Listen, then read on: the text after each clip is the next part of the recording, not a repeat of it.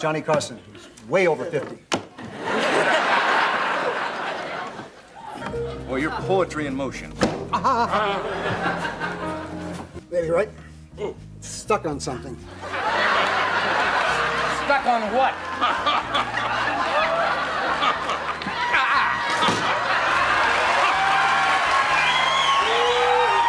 At its peak, Johnny Carson's Tonight Show drew up to 80 million viewers. Scoring on this stage didn't just get laughs. It built careers overnight and made you the toast of the town. However, that immense power also attracted pure, unscripted chaos.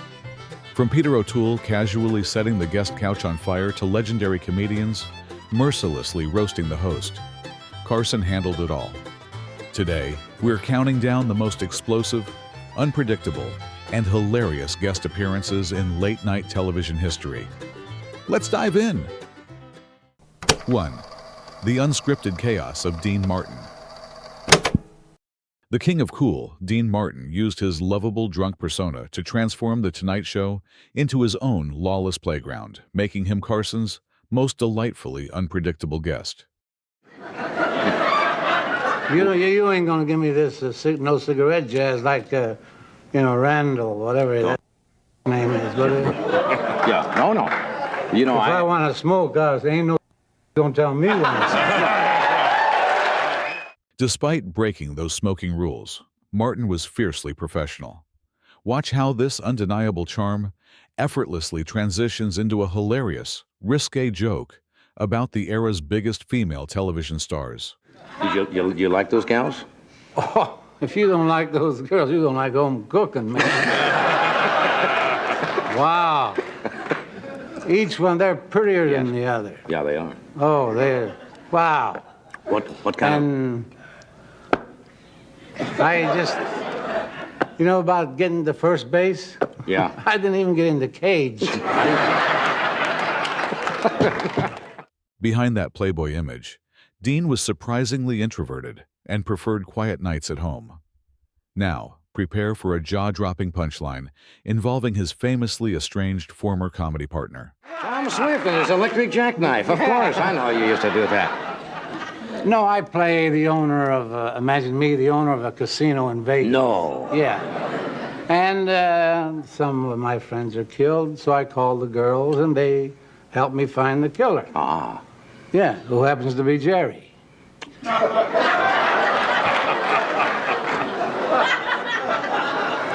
Well, he can't get a job. What? No, come on now. What? I thought you guys got back together. Oh, I'm kidding about you. He's my best friend, Jerry. Huh? That legendary feud was Hollywood's worst-kept secret. Switching gears from showbiz rivalries, Martin next unveils a dark, deadpan family anecdote that perfectly highlights his brilliant comedic timing. That's good. I'm not a drunk. Good apple juice. Huh? That's good apple juice. I drink moderately. Yeah. In fact, I got a case of it. Case of moderately in the back there. But hey, it's good. That's good. I love to drink, smoke, girls. I had an uncle.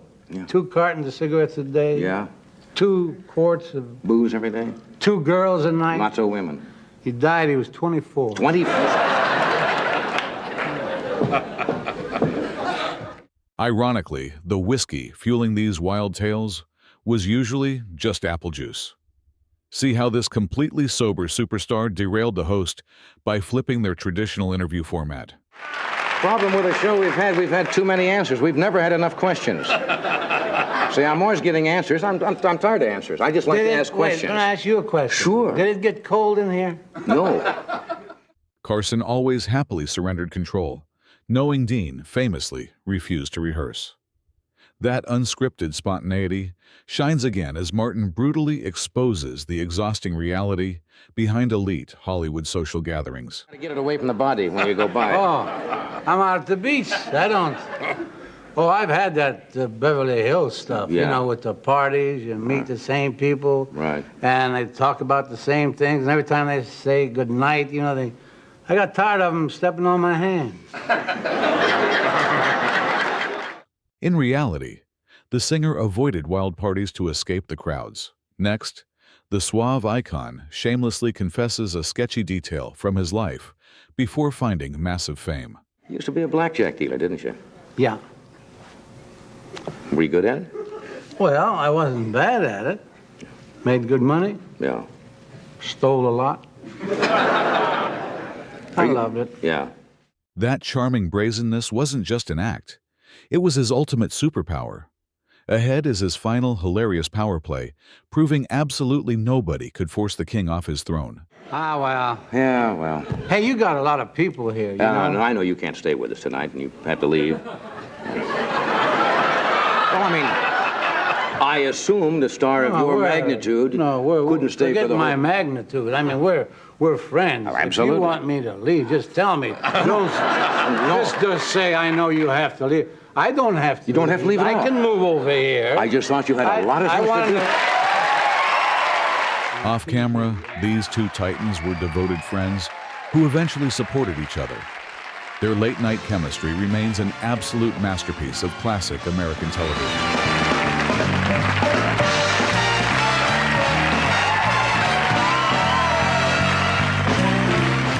Two, The Merchant of Venom, when Don Rickles destroyed Johnny Carson. Nicknamed Mr. Warmth, Don Rickles was a pure comedy assassin. He turned insult comedy into an art, leaving everyone, especially Carson, completely gasping for air. You got married, Joanna? That's right. Lovely girl. Yes, she is. The night you were married, we said, gee, I think you'll be very happy. We talked about it. And she said, well, Don, I really feel John is a warm human being, you know, and you are. You're an outgoing guy. I just picture you on the wedding night, all that wild vitality and all that, you know, that aggressiveness, you know. Probably sat in a room in his underwear looking at his periscope. Because he's a very reserved guy. He doesn't let go. See, Joanna is outgoing, like Suzanne, aggressive. Like, no. Not aggressive. Anyway, I was going to bring up about it, but I forget that. You had tsuris. That's in Jewish, aggravation. But please, God, everything will work out. But I'm married 8 years now. Surprisingly, this aggressive comic was a trained dramatic actor. Next, watch how fearlessly he attacks the network's biggest boss while exposing Johnny's workplace politics. There was a girl at the table. And twice I went over to Joanna and I kissed her and we gave a gift and you kept kissing me and I said, not now. It was a long evening. That. Yes, it was a long evening. And with the president of the network. Don Durgan. Not Don Durgan. He's a lot of fun. He just sat in the room and listened to the light. But Julian Goodman. He's the president of... the president of NBC, who was one. I said, Mr. Goodman, it's nice to meet you. And he went, Mr. Goodman. Well, they don't get out often. No, yes. It was so nice. And you kept leaning over saying, gee, Mr. Goodman, isn't this a wonderful night? You brown nose.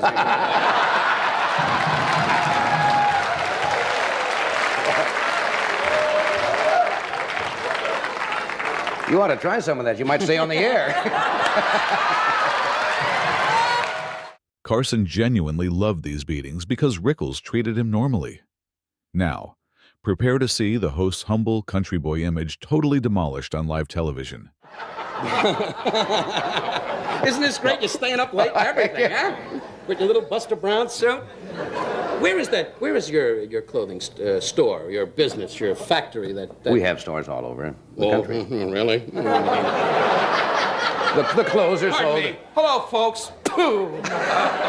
Clothes are Treating sold. them like peasants. These people live in Ensenada, Encino, 2 rooms, and Figueroa, and you're going, we have factories all over. And you dumb people come to see me. I am wealthy. I am Johnny Carson. I'm a little farm boy that became a millionaire, and you people are dumb. And I got a beautiful wife and a big house, and little Timmy and 3 sons. There's a wolf in the audience.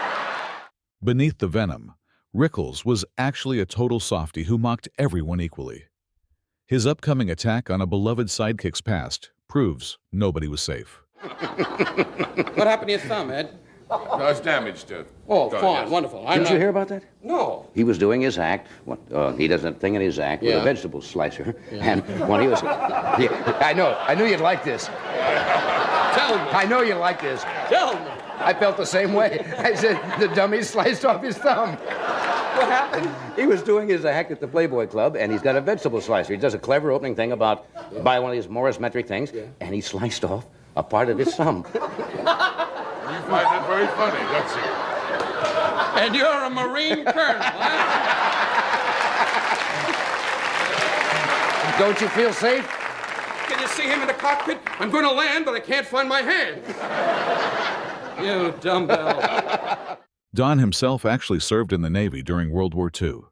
Up next, he seamlessly turns a legendary American space hero into a clueless driver. I said to Gene Cerner one night, I said, Gene, I said, you know, it's exciting. I said, a Rolls Royce, you know, status symbol. You folks out there, I don't say that like in the sense, but we all have goals in life. Some of you folks, you know, dream someday maybe being in downtown Hollywood. The guy here in the front went, he knows my dream. But we all have dreams in life. And I said to Gene, hey, Gene, look at my new Rolls Royce. And he said to me, could I drive it? And it's front of Chasen's. God's truth. And I said, please, Gene. And he got in, and this is a guy, graduate, MIT, whatever, engineer, going to the moon. God will be with him, a wonderful man. And he said to me, where's the starter? And I said, this dumbbell's going to the moon. Well, when we came back, he took us for a tour around Cape Kennedy in his car. He drove. Worst driver you've ever seen. I talked about it on the air. He's driving, and he says, over there is where the rocket is, and we're in the ditch. Worst driver in the world. We're in the ditch, and we kidded him about it. Thriving on pure chaos, Rickles eventually won an Emmy for his documentary. Here he perfectly mimics Johnny's notoriously aloof off-camera personality to the audience's delight. There. Yeah. He knows he's had every bit of training. He spoke to me from isolation. They're in isolation now. And he spoke to me the other night, and the phone rings. And, you know, you have Carol O'Connor, and a couple of us were sitting around having a couple of drinks. And the phone rings, and it's Gene's turn. And I said, in my humor, you know, with that baloney, I go, like I say to Johnny when he calls, or anybody of any prominence, I right away give it, not now, I'm busy. What are you bugging me? Boom, boom. And Carson always goes, okay, and hangs up. Even calling Carson a dummy was a secret term of endearment. Watch how Don brilliantly uses a simple sound effect to mercilessly mock massive wealth. He came over. Now, this is Johnny Carson, right? The big star, television, the world is walking around. You know, you sit in your little, you got outside there a Lincoln Continental with a double thing with your name on the door. I don't have my name on Yes, the door. you do. Your name on the door, and Freddie DiCordova, your producer, running behind going, the gasoline's on my lips! You know. And Ed McMahon is outside saying, I think you need oil. And Doc Servenson's on the corner going, I don't need his money. You're a millionaire, John. Oh, come Admit on it. You now. try to play it like you're one of the guys. I've seen you in a bathing suit. Your body lights up. You're rich. Admit it. You go to bed at night. Your wife lays there and goes, I hear jingling.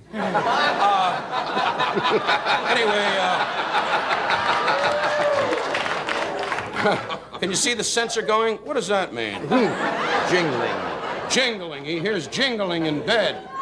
Offstage, these legendary comedians always shared scotch in Carson's dressing room.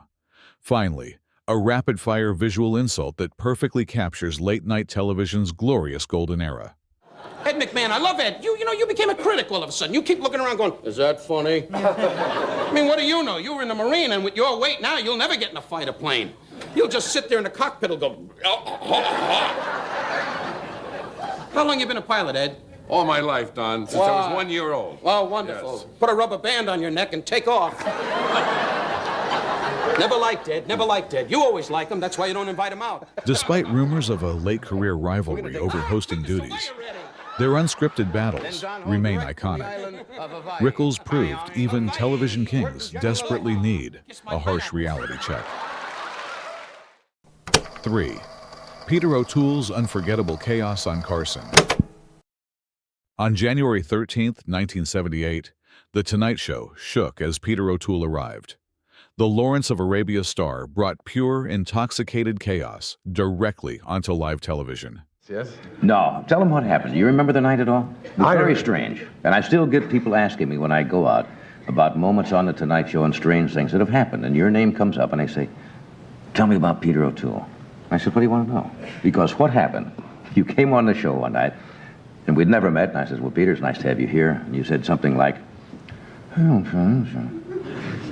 And I said, well, I've enjoyed your work, and how long are you planning to be here? And Peter said something to the effect of, well, it's quite good. And I said, what the hell is going on? I said, I didn't know whether you were putting me on. Then I thought that this horrible thing crossed my mind. I says, he's bombed out of his gourd. Holding the record for 8 Oscar losses, his career matched his massive alcohol tolerance. Next, hear his incredibly aristocratic excuse for being intoxicated. It was a journey back from Japan. Right, that was it. And we'd left on Monday and arrived in the United States on Sunday, which alarmed me. Yes. And coming from Japan, one indeed stops at lots of places, Hawaii and all over. And it coincided, our stopping, with the cocktail hour. Aha. Everywhere we went, it was the cocktail hour. And one doesn't want to be discourteous. Of course not. So all along the way you... So we were... That's true. Because of nonstop international drinking, the actor's grasp of time completely vanished.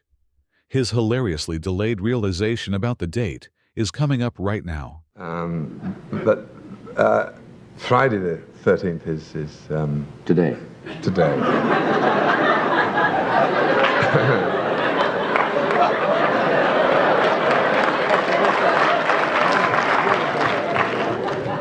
I wondered why everyone was rather quiet. Yes, we didn't fly today, and I wonder why we didn't fly today, yes. That absent-minded eccentricity made him an absolute television magnet.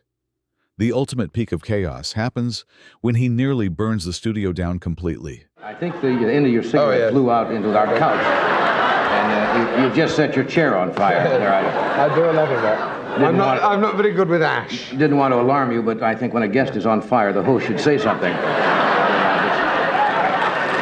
Because otherwise it looks like you have...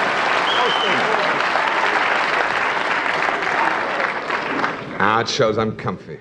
Although he almost ignited the couch, Carson playfully indulged his guest.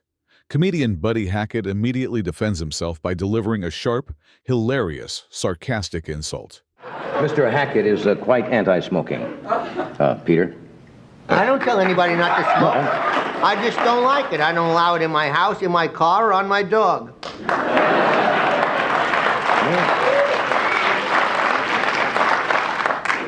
But I don't tell anybody else not to smoke unless I like them. I never told you, did I? Few realized he was currently filming the masterpiece The Stuntman. Ironically, this massive project created a profoundly ridiculous, laugh-out-loud case of mistaken identity. That is correct. I'm playing the director of the film that's the film. Here we go. And people... The film, this is yesterday, today again. The film is called The Stuntman. Uh-huh. And in that picture, they are making a film. They are making a film. It's a film within the film. And you are playing the director in the film, but people are thinking you are the director of the picture. That is correct. And people are now assuming I am the director of the film, like pilots and things today, are asking me for instructions, and I don't know what to do. How is the film progressing?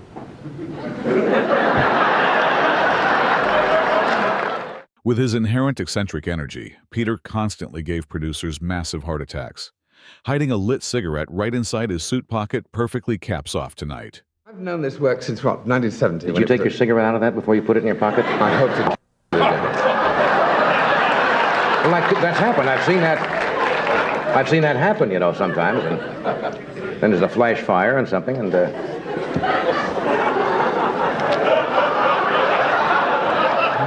have a cold.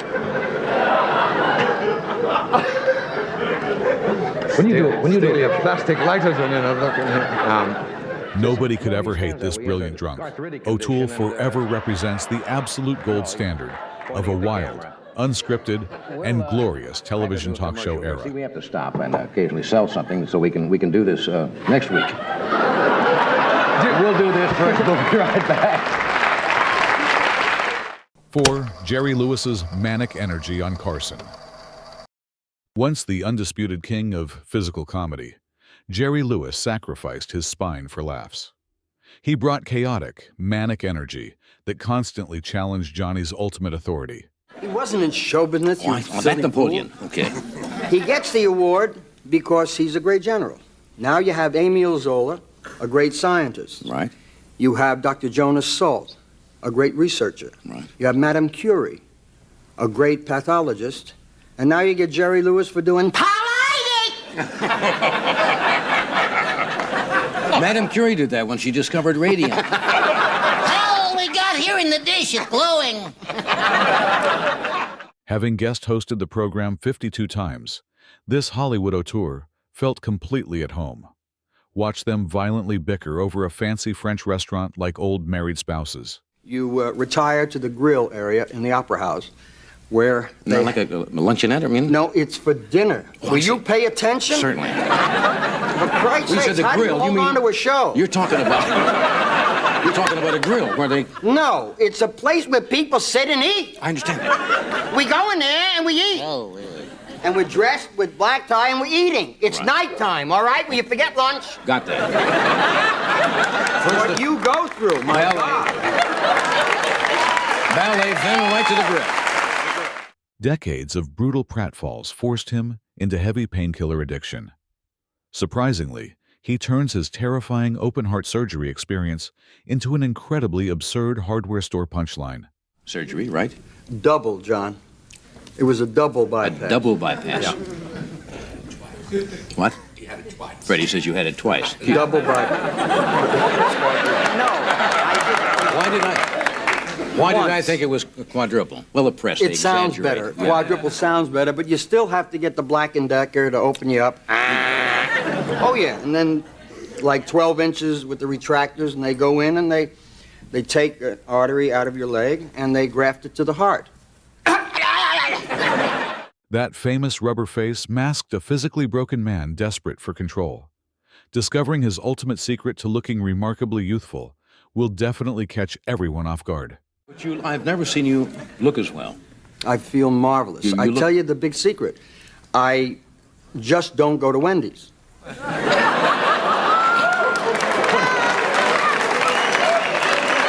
Oh, wait a minute. Will you wait a minute? You're as bad as he is. It's just that it's junk food, and I ate it all my life, and it's okay for people that want to do that. But now, after you have this kind of an operation, you have salads, and you eat chicken, and you watch your diet. And after 43 years of smoking 4 packs a day, I don't smoke anything. I don't put anything in my body. Beyond the screen, Lewis ruthlessly demanded absolute obedience from his movie sets. However, conquering his massive nicotine habit demanded a hilariously dangerous sugary substitute instead. I chew a lot of gum, and I eat a lot of lemon drops, and I'm going to get lockjaw and diabetes before this year is over. What would you have for breakfast? What was a typical breakfast like? Typical breakfast What would you is normally have that you don't have anymore? a slice of toast and a cup of coffee. For That's lunch, I have a salad. And for dinner, I'll have either fish or chicken.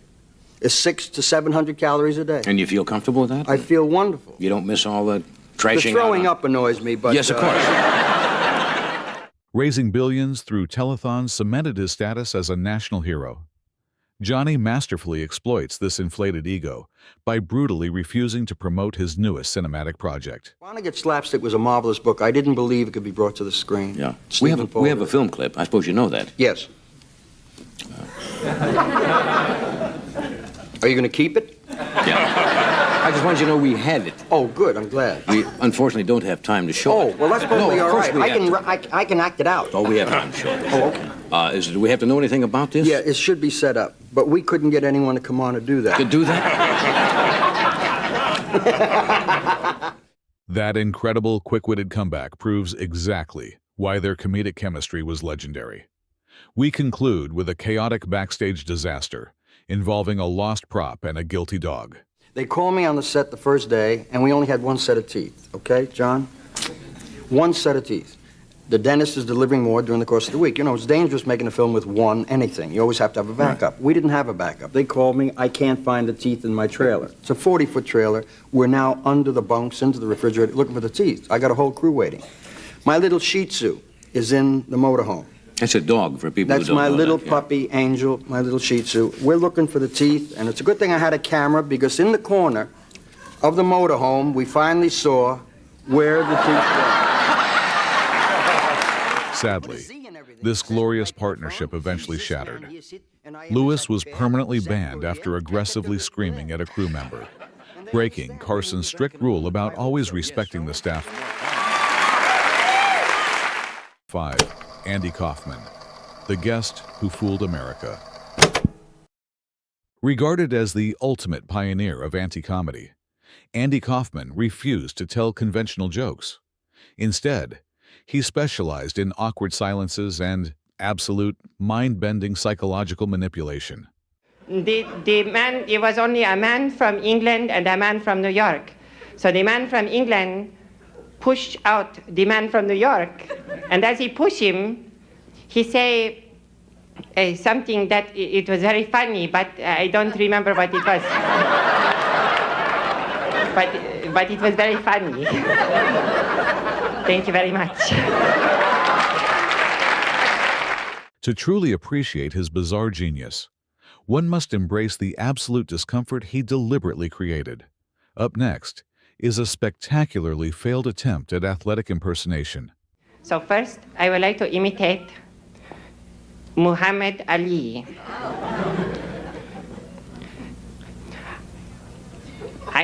I am so pretty. I am going to float like a butterfly and sting like a bee. Going to knock him out. Thank you very much. Beneath this intentionally pathetic mimicry lived a disciplined, transcendental meditation practitioner. Get ready for an elaborate deception that completely shattered everyone's perception. Ladies and gentlemen, so far, everything I've done for you tonight, really I'm only fooling. This is really me. And right now, may I please have my clothes back?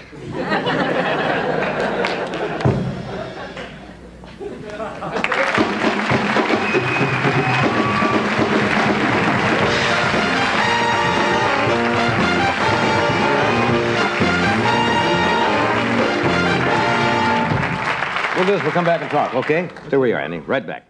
Even Elvis Presley himself reportedly considered that specific tribute an absolute masterpiece. Soon, an uncomfortable college anecdote reveals his unlikely early triumphs in show business. They came up to me and said, Andy, how would you like to do a little something for our talent show? And I said, well, I don't know how to do anything but what I do in my room. So I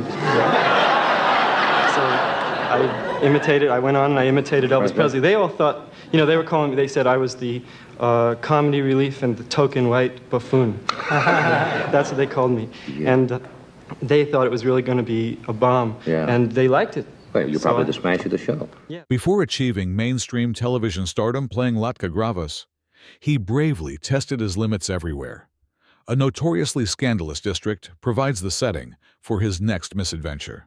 I want to meet her, get autograph. He said, sure, you go up there and you'll meet her. So I went up the stairs and I said, hello, I went to meet the lady. And the man said, what do you want? And I want to meet the lady in the picture downstairs. The man said I could come up, have a free look. Did he genuinely believe those deceptive adult advertisements? Or was it another elaborate prank? Only pure innocence could orchestrate the heartwarming climax waiting just ahead. So she came out and she was smiling. Oh, are you the lady in the picture? She said, yeah, I'm the lady in the picture. So I said, could I please have your autograph? Because I've always wanted to meet you. I'm such a big fan of you. And she was so touched because no one ever looked at her like this before. She gave me her autograph. She wrote, Dear Andy, best wishes, thank you very much, good luck. Everything that you can think of to write in an autograph, and she signed her name. And that's kind of nice. I said, thank you very much. Seldom does late-night television feature such profoundly sweet, unscripted humanity within a red light district story. Now, prepare yourselves for a wildly energetic, culturally inaccurate musical finale. Okay, this is a song that they sing, seriously, this is a song that they sing every year at harvest time in the islands of the Caspian Sea.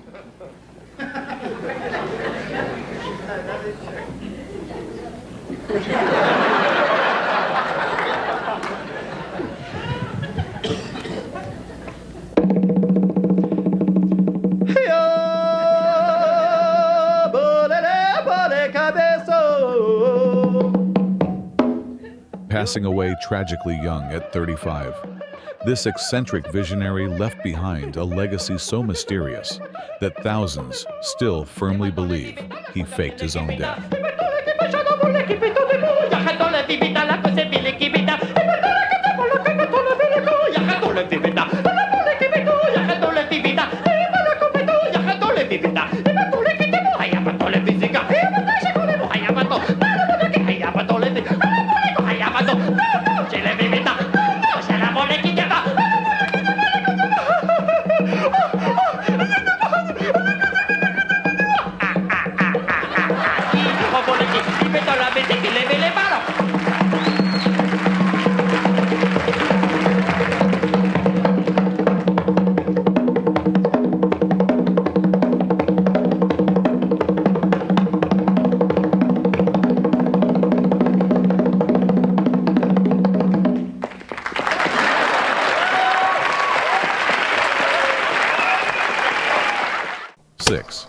Crispin Glover's bizarre late-night prank. When Crispin Glover bizarrely appeared on national television in 1987, the young, eccentric actor instantly sparked massive rumors about severe drug abuse and psychological breakdowns. You've changed your appearance somewhat since that picture. Oh, yes. Well, I guess I have the long hair, and I wore Vitalis in the film, and that's so I can play various parts, I suppose. You can have your hair at a long length. You can cut it to be shorter if you need it, and I'm here in my 100% polyester suit to rival Mr. Newsom as being the polyester king. Behind his bizarrely tailored polyester nightmare, Crispin expertly executed an elaborate performance art stunt promoting a weird, unreleased indie cult movie character named Reuben. And my father wore this in a movie called Diamonds Are Forever. My father's an actor. Well, he was played in several James Bond pictures. Well, he was in that one, and he's been in a lot of films. That one and Diamonds Are Forever and Chinatown. And Your dad wore this suit. Yes, my dad wore this suit. So here I am, and I've got my patriotic shoes on for America. Well, quite an unusual outfit. Yeah. Crispin Glover famously sued blockbuster producers for illegally stealing his facial likeness after he aggressively questioned their highly materialistic Hollywood morals during previous film negotiations. With Laurence Olivier. Would you like a cup of coffee to pick you up or something? You got a lot of energy. Yes. You got a lot of energy working there. I guess I'm excited to be here. Yes. Yeah, it's nice to have you. You went to school out here in California? Yes, I went to a small school called Merman School, which was a private school. I went there for 9 years. Because Crispin Glover truly despised standard promotional interviews, he weaponized pure awkwardness to completely shatter all traditional audience expectations. No, I have these hobbies. I make books. Make books? I take old books from the 1800s. Rebind them? Well, I have rebound one of them. I've made 9 of them, and they're all from the 1890s mostly, and I write in them, and I draw on them, and then I use some of the pictures that were originally there, and I've made 9. One's called Rat Catching, about this, that's my latest one. It's about this a guy who, it's kind of a treatise for young kids at school on how to catch rats. And to fully fund his own surreal independent cinema projects, Crispin Glover essentially accepted mainstream blockbuster roles while stubbornly maintaining his beautifully chaotic and extremely eccentric personality. In fact, I bought you a present here. I make volcanoes, and I sculpt them, and I've bought you a present. You can open it since that's going to be your present. It's not a joke, a big spring. No, that's a real present. Yeah, you open it up, and see what you do is you wind this up. Can I take this out? Yeah, you can take. Be careful though, because I finished it. Here, I'll do this. Well, it's a volcano. Yeah, this is a volcano, and you wind it up, and it plays music. Oh God. What conventional audiences completely missed was Crispin Glover's absolute dedication to avant-garde artistic expression, rather than simply conforming to standard, boring Hollywood entertainment industry rules. There's a little hand here right. that plays, I wanna. Well, It plays the music, and see, there's a little hand here, and lava comes out. All right. And the music is, I want to hold your hand. Here it comes. I want to hold your hand. I hear that. Now, is the lava going to come out? Here's the lava. Yeah. See the lava there? Yeah. Well, that's very unusual. Yeah. So that's for you. Well, thank you. Although this wildly unpredictable energy deeply terrified conventional television hosts like Letterman, it permanently cemented Crispin Glover's legendary status as a brilliantly defiant, uncompromising cinematic rebel. Yeah. Well, what's now? This picture you're doing is a grim picture. Well. Out Back to the Future was light and. Well, and funny, I suppose so. I think River's Edge has a lot of comedy in it, but I guess. Well, it's a story based on a true story about a young man who had, in high school, murdered his girlfriend. Right. Then took other students down, told them about it. Yes. They looked at the body, did they not? Yes. And nobody reported it. That's right. And this is a comedy? Was this genuine madness or pure comedic genius?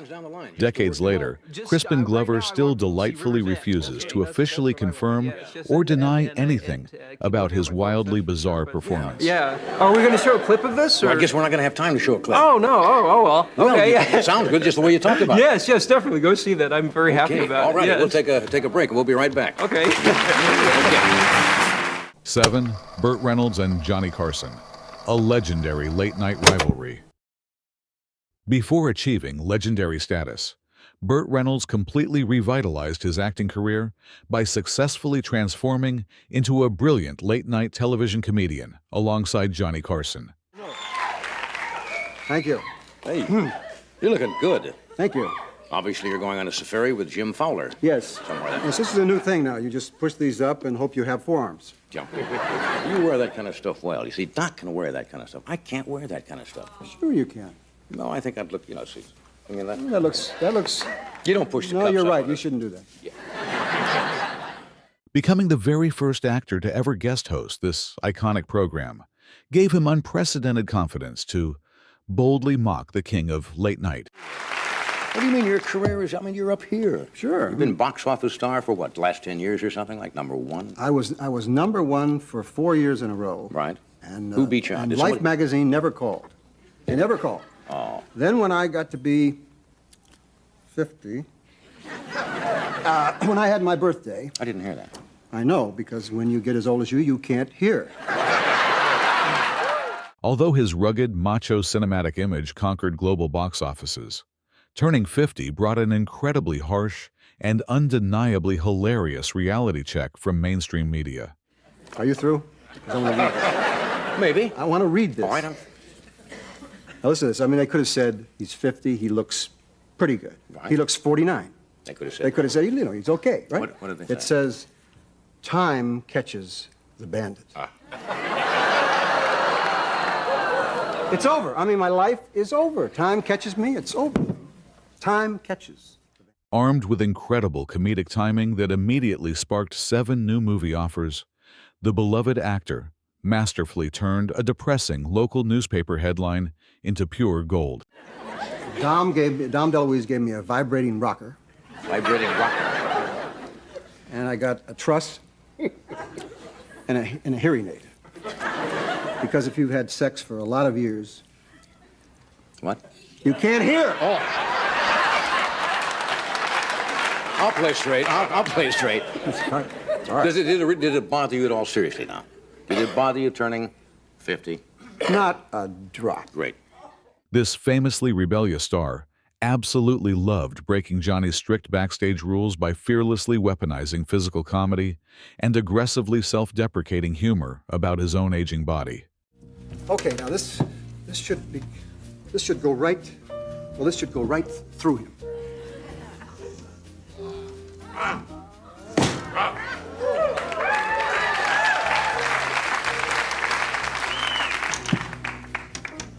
Slight applause. I was expecting more, but this will probably get Big applause. this will probably get more because I'm going to shove this baby right. It's stuck on something.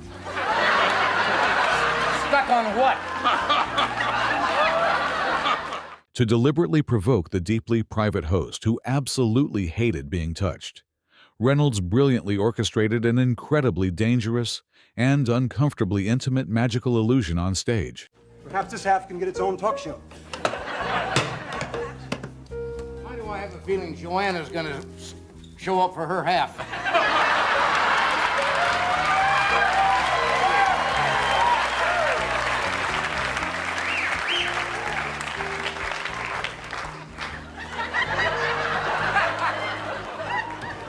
Am I back together? As their legendary, totally unscripted television chemistry reached its absolute peak, Johnny masterfully delivered a brutally dark joke targeting his own notoriously expensive Hollywood divorce. This isn't right. This isn't right. Oh, it's all right. I'll have it in a second. This way? This way. This must be good. I wish I could see this.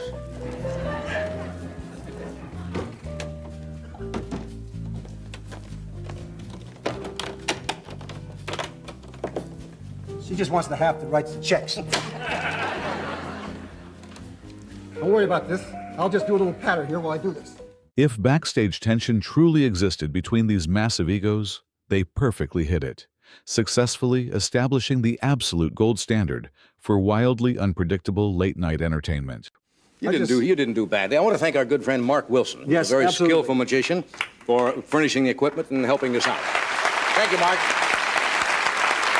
We'll be back in a moment. From Peter O'Toole's chaos to Burt Reynolds crossing every possible line, Johnny Carson's Tonight Show was unmatched. With 80 million viewers, scoring on his stage made you the toast of the town and built careers overnight. These fearless, unscripted moments created a magical late-night era we will never see again. Which iconic Carson guest is your absolute favorite? Comment below, like this video, and subscribe for more classic television history